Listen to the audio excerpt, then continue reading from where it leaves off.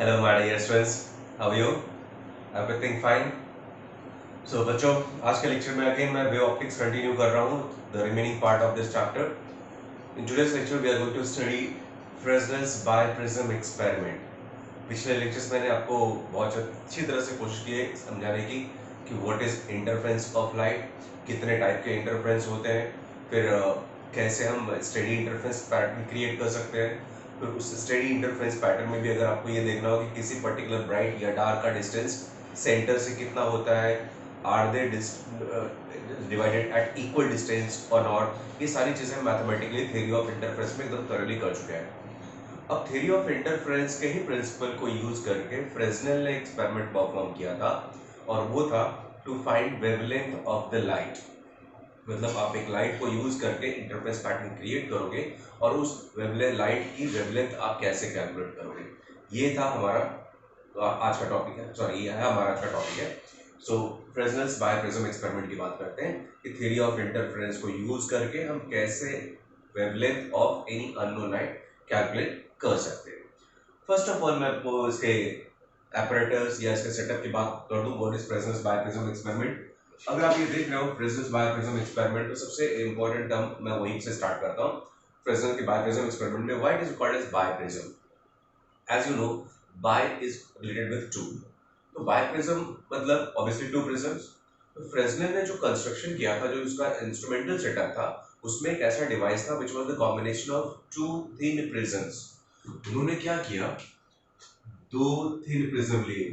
Thin prism का मतलब होता है the prism whose refracting angle is very very small, that means the stop angle. Definitely उन्होंने small तो छोड़ो, बहुत ही ज्यादा स्मॉल ले लिया था. इट वाज 0.5 डिग्री ये टॉप एंगल. एक ऐसा प्रिज्म सेम आइडेंटिकल दो और these are thin prisms with refracting angle 0.5 degree 0.5 degree. इन्होंने क्या किया, ऐसे दोनों प्रिज्म्स को कनेक्ट कर दिया. कैसे? एक को इरेक्ट रखो, दूसरे को इन्वर्ट कर दो और उसके बाद उनको बेस टू बेस कनेक्ट कर दो, तो आपको कुछ ऐसा स्ट्रक्चर मिलेगा. This way. This type of prism is called as biprism. So combination of two thin prisms is known as biprism.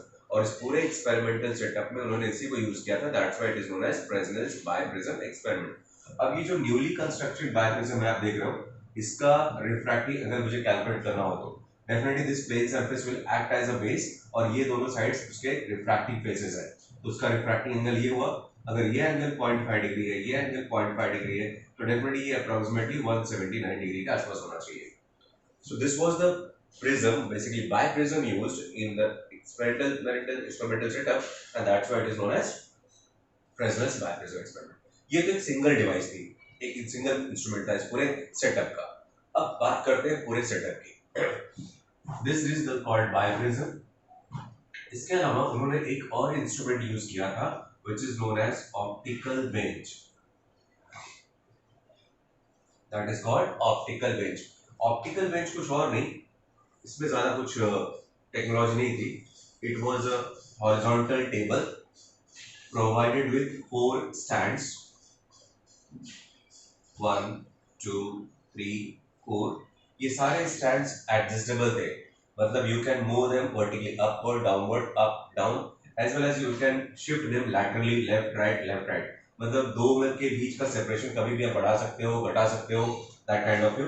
और इनके बीच को सेपरेशन के मेजर को करने के लिए यहाँ पे कुछ एक स्केल दी हुई थी. Using this scale you can measure the separation between any of the two stands. जिसमें से जो सबसे पहला स्टैंड होता है, this bears a source of light. Second one a biprism. Third पे होता है एक बायकॉन्वेक्स लेंस.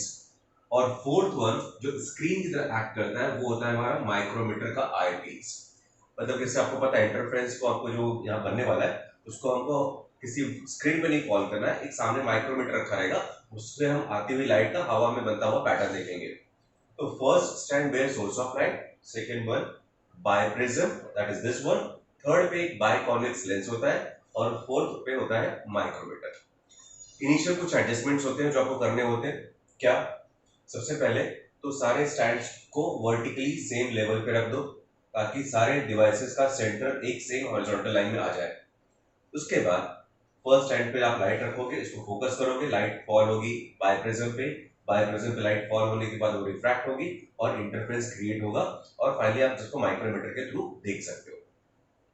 तो पैटर्न इन्होंने बनाया कैसे, इंटरफेरेंस पहले, क्योंकि इंटरफेरेंस पे बेस्ड है तो ये तो देख ले कि इन्होंने इंटरफेरेंस क्रिएट कैसे किया। ठीक है, इस पूरे सेटअप को यूज करके इंस्ट्रूमेंट क्रिएट कैसे करते हैं, उसके लिए हमको चलना पड़ेगा रे डायग्राम पे। अगर मैं रे डायग्राम की बात करूं तो देखो कुछ ऐसा है। In the first half of the experiment आपको लेंस को यूज नहीं करना है। First half of the experiment में हम लेंस नहीं यूज करेंगे। ठीक है, तो बिना लेंस के कैसे डायग्राम रहेगा, पहले सोर्स रहेगा, उसके सामने बाइप्रिज्म होगा और सामने micrometer eyepiece. Let's see here, ये हमारा बनने वाला है जो वो है ray diagram of Fresnel's biprism experiment. सबसे पहली device source of light, let it be S. ठीक है, ये सोर्स ऑफ लाइट है, इसके ठीक सामने आपका बाइप्रिज्म होगा। नो डाउट सेंटर सबका सही रहेगा। ठीक है, ये हमारा बाइप्रिज्म, सोर्स ऑफ लाइट। अब जैसे मैं लाइट को फोकस करूंगा, ये लाइट इसके रिफ्रैक्टिंग सरफेसेस पे फॉल होगी कुछ इस तरह से, ज्यादा नहीं, हमको 3-4 लाइट रेज ही शो करनी है कुछ इस तरह से। ये लाइट रेज यहाँ पे फॉल हो रही है। फाइन, अब लाइट रे प्रिज्म पे फॉल होगी तो कॉमन सेंस है क्या होगा, रिफ्रैक्शन। लाइट जो सीधा जा रही थी अब वो डिविएट हो गई इस तरफ, ये वाले डिविएट होगी इस तरफ। Fine, due to the refraction of light, सबको पता है। अब ऐसा होता है यहाँ पे जहाँ पे लाइट प्रिज्म की थिकनेस ज्यादा है वहां पे डिविएशन ज्यादा होगा, और जहाँ पे प्रिज्म की थिकनेस बहुत कम है या when the prism is very thin वहां पे डिविएशन कम होता है। So now see what happens after deviation. After deviation, these light rays will become almost horizontal.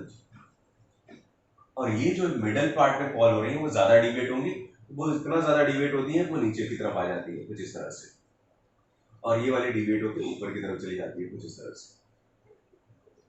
अब आप देख रहे हो ये जो एरिया है हमारा वो कॉमन एरिया है दोनों का, अपर हाफ और लोअर हाफ की लाइट रेज यहाँ पे मिक्सअप हो रही है कुछ इस तरह से। अब ये जो एरिया आपको दिख रहा है जहां पे कॉमन एरिया दोनों का, ऊपर से लाइट आके नीचे आ रही है, नीचे की लाइट रिफ्रैक्ट होकर ऊपर जा रही है, तो ये जो कॉमन एरिया है वहीं पे आपका लाइट वेव्स का सुपरपोजिशन होगा, मिक्सिंग होगा, और वहीं पे आपको ऑल्टरनेट ब्राइट और डार्क बैंड्स बनते हुए दिखाई देंगे। और जैसा कि मैंने बताया था आपको, सामने अपने स्क्रीन नहीं रखा हुआ है, कोई पर्दा नहीं रखा हुआ है, इसके ऊपर लाइट फॉल होगी और आपको पैटर्न दिखाई देगा, क्योंकि ये माइक्रोस्कोपिक पैटर्न है और इसको देखने के लिए हमको जरूरत पड़ेगी माइक्रोमीटर आईपीस की। ये जो माइक्रोमीटर सामने से आने वाली लाइट को हम ऐसे उसके लेंस के थ्रू देखेंगे तो यहाँ से हमको क्लियरली दिखाई देगा एक पैटर्न, ये आपका माइक्रोमीटर आईपीस है। दिस इज, अब इस माइक्रोमीटर आईपीस को आप vertically up and down slide करके देखोगे तो आपको हवा में ऐसे ऑल्टरनेट ब्राइट और डार्क पैटर्न्स बनते हुए दिखाई देंगे। So this is how Fresnel created his interference pattern, और I can say steady interference pattern. उन्होंने एक स्टेडी इंटरफेरेंस पैटर्न क्रिएट किया। अब इसी पैटर्न के थ्रू हमको फाइंड आउट करना है wavelength of any unknown light. मतलब जो सोर्स ऑफ लाइट है, सपोज मान के चलो कि आपको इसका वेवलेंथ नहीं पता है तो उसको कैलकुलेट करना है। कैलकुलेट कैसे करोगे, कैलकुलेट करने के लिए उन्होंने जो फॉर्मूला यूज किया वो कुछ ऐसा था। लेट्स सी, जो फॉर्मूला उन्होंने यूज किया था वो था फॉर्मूला ऑफ बैंडविड्थ और फ्रिंज विड्थ। अब ये बैंडविड्थ और फ्रिंज विड्थ क्या है ये मैंने अपने पिछले लेक्चर वेव ऑप्टिक्स के लेक्चर में एक्सप्लेन किया हुआ है, अगर नहीं देखा है तो just go through that video, आपको समझ में आ जाएगा। बैंडविड्थ और फ्रिंज विड्थ का फॉर्मूला था x equals to lambda d by d, where the terms have their usual meaning. अगर इस फॉर्मूले को यूज करके आपको लैम्डा चाहिए तो फॉर्मूला क्या हो जाएगा, x d by capital D। इस फॉर्मूले को यूज करना है मुझे to find the wavelength of light. Lambda के लिए मतलब मेरे पास तीन टर्म्स होने चाहिए, fringe width, separation between the two sources and separation between source and screen. Clear? देखो टर्म्स के को मेजर कैसे करेंगे वो तो अलग बात है, मैं आपको एक्सप्लेन करूंगा ही, बट उसके पहले टर्म्स डायग्राम में है भी कि नहीं पहले वो देख लो। कैपिटल एक्स बैंडविड्थ, वो कहां पे होता है, स्टेडी इंटरफेरेंस में, ऑब्वियसली पैटर्न हमको दिख रहा है। कैपिटल डी क्या होता है, distance between source and the screen. Source आपका ये है और स्क्रीन ये है, नो डाउट हम इसको भी कैलकुलेट कर लेंगे। थर्ड फैक्टर स्मॉल डी क्या है, अगर आपको याद हो थ्योरी ऑफ इंटरफेरेंस पिछले वीडियो में जहां पर मैंने एक्सप्लेन किया था, तो स्मॉल डी होता है separation between to sources. Diagram में आपको कहीं दो सोर्स दिख रहे हैं क्या? फ्रेस्नेल ने पूरा का पूरा एक्सपेरिमेंट सिर्फ एक सिंगल सोर्स से क्रिएट कर दिया, बट ठीक है कर तो दिया, बहुत अच्छी बात है, बहुत अच्छा। अपने एक सोर्स से आप पूरा इंटरफेस क्रिएट करके दिखा दिया, बट मेरे भाई आपको चाहिए तो स्मॉल डी की वैल्यू ना, दो सोर्सेस के बीच का सेपरेशन तो चाहिए आपको, क्योंकि उसके बगैर तो फॉर्मूला इनकम्प्लीट है, और इस फॉर्मूले को आप यूज कर रहे हो तो स्मॉल डी तो आपको रखना ही पड़ेगा। तो अब क्या करें? तो फ्रेस्नेल ने काफी सोचा कि यार सोर्स तो चाहिए, अब दो सोर्सेस चाहिए तो कहां से लेके आए दो सोर्सेस? लेट्स सी यार, उन्होंने क्या किया, थोड़ा सा दिमाग लगाया, और वो दिमाग कैसा था, इन रिफ्रैक्टेड लाइट रेज को उन्होंने बैकवर्ड डायरेक्शन में एक्सप्लेन किया, कुछ इस तरह से एक्सटेंड किया।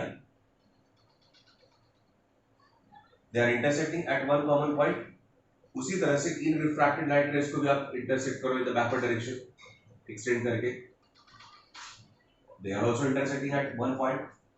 अब देखो कुछ ऐसा नहीं लग रहा आपको कि अगर मैं इस मिडल सोर्स को हाइड कर दूं, एक्चुअल सोर्स को, तो यहां से एक सोर्स ऑफ लाइट है जो लाइट फोकस कर रहा है, और ये लाइट रेज ऐसे स्प्रेड होकर नीचे आ रही है, ये दूसरा सोर्स ऑफ लाइट है जो अपनी लाइट फोकस कर रहा है, और लाइट यहां से आके मिल रही है। इसी दोनों को उन्होंने वर्चुअल सोर्स का नाम दे दिया, ये S1 और ये S2।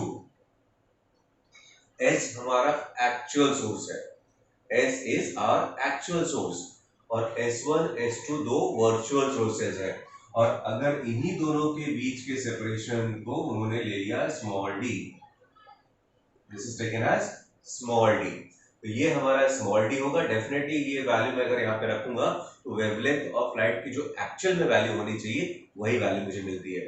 सो या आई मीन मुझे नहीं फ्रेस्नेल को मिली होगी। So lambda equals to x d by d. अब आपके सामने तीनों कंटेंट है, स्मॉल डी, कैपिटल डी ये हो जाएगा, यहां से यहां तक का सेपरेशन, ठीक है।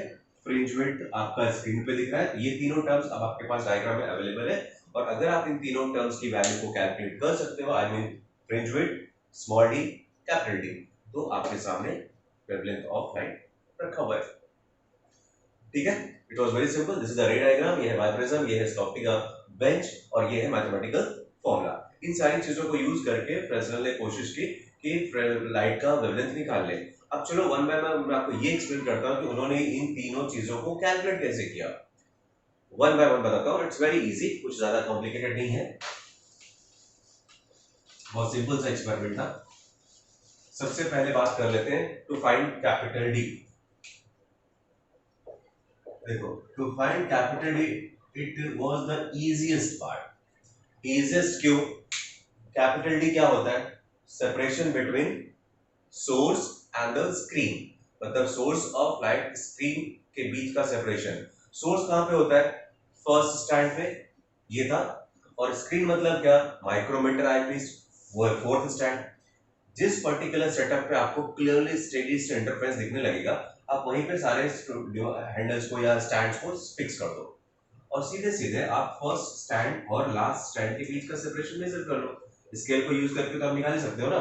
तो small d can be calculated by using metre scale. आप सिंपली उस मीटर स्केल को यूज कर लो और आपको मिल जाएगा capital D. Is this part. दूसरा देखो, to find fringe width. Second easiest part था फ्रिंज विड्थ। फ्रिंज विड्थ कैसे कैलकुलेट किया उन्होंने?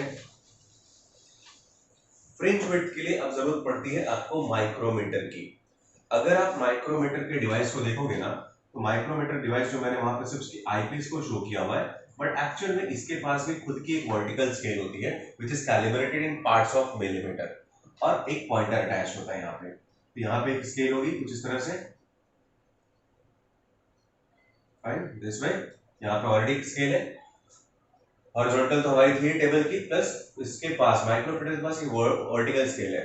अब जब आप इसके थ्रू देख रहे हो तो आपको यहाँ पे एयर में alternate bright dark bright dark bright dark bright dark band दिख रहे हैं। हमको फाइंड आउट करना है क्या? बैंडविड्थ और फ्रिंज विड्थ। बैंडविड्थ क्या होता है? Separation between two consecutive bright और two consecutive dark band. Fine, आपको करना क्या है, इस माइक्रोमीटर आई पीस में एक क्रॉस वायर होता है, जैसे बुलेट गन्स में होता है ना एम लेने के लिए, आप कभी देखा होगा वीडियो गेम्स में देखा होगा, लाइव नहीं देखा होगा, तो एक क्रॉस वायर लगा होता है जिसके पॉइंट इंटरसेक्शन पे हमको इन लगाना होता है। तो आप इसके थ्रू भी देखोगे तो क्रॉस वायर है, आपको क्या करना है, इस क्रॉस वायर को सेट करो किसी भी एक पर्टिकुलर ब्राइट बैंड के साथ। सपोज करो आपने इसके साथ सेट किया, एग्जैक्टली कोइंसाइड करना है। तो जब इसको कोइंसाइड कर रहा होगा तो सर पॉइंटर की रीडिंग नोट कर लो कितनी है, late it B x1, assume कर लेते हैं वो रीडिंग x1 है, ठीक है। अब क्या करो, आप इस माइक्रोमीटर को धीरे धीरे नीचे की तरफ स्लाइड करो, ये धीरे धीरे पहले डार्क के साथ आएगा, फिर वापस ब्राइट आएगा। जैसे ही नेक्स्ट वाला ब्राइट मिलता है आप वहीं पे फिर से स्टॉप कर लो। जैसे अपने नेक्स्ट ब्राइट के साथ कोइंसाइड किया, आप क्या करोगे, अब फिर से पॉइंटर की रीडिंग नोट करो, लेट इट बी x2।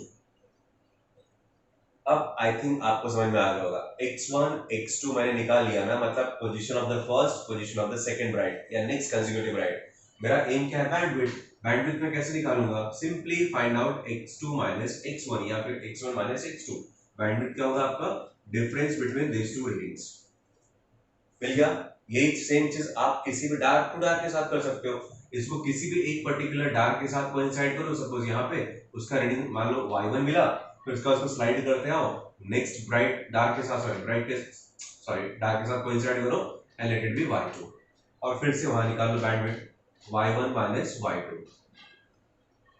जैसा आपको पता है कोई भी एक्सपेरिमेंट में हम सिर्फ एक सिंगल रीडिंग लेके सेटिस्फाइड नहीं होते। क्यों? क्योंकि हमारी बुक बहुत ज्यादा है, ऐसा कुछ नहीं है, या टाइम पास करना हमको, ऐसा कुछ नहीं है।